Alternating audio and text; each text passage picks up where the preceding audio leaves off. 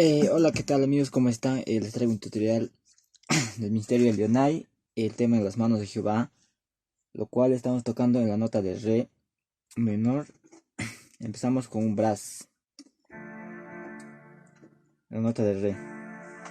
Empezamos así.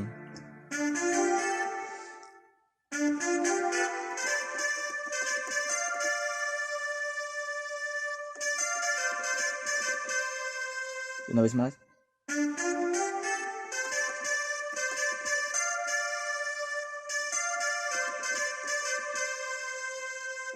Luego pasamos a la do.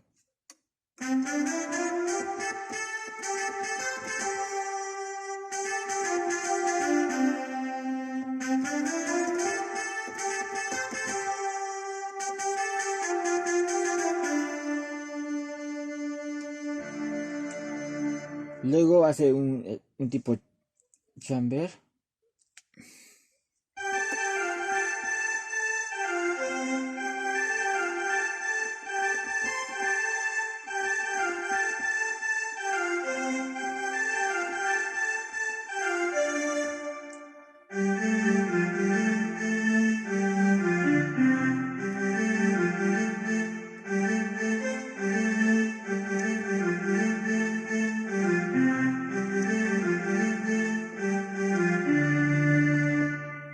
Luego la canción, que dirían al stream.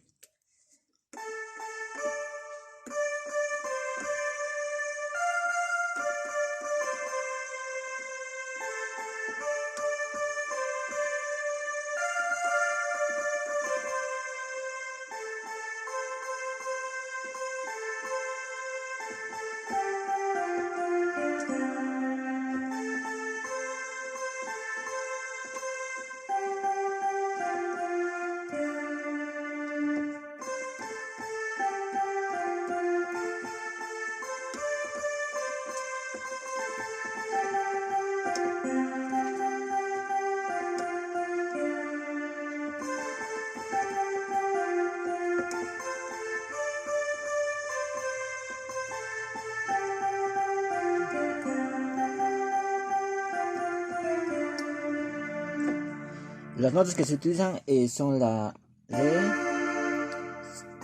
si bemol, la do, re, si bemol, fa, do y re. Esas cuatro notas se usan en la canción.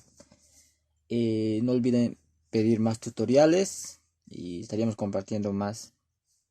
Y suscribirse y activar la campanita.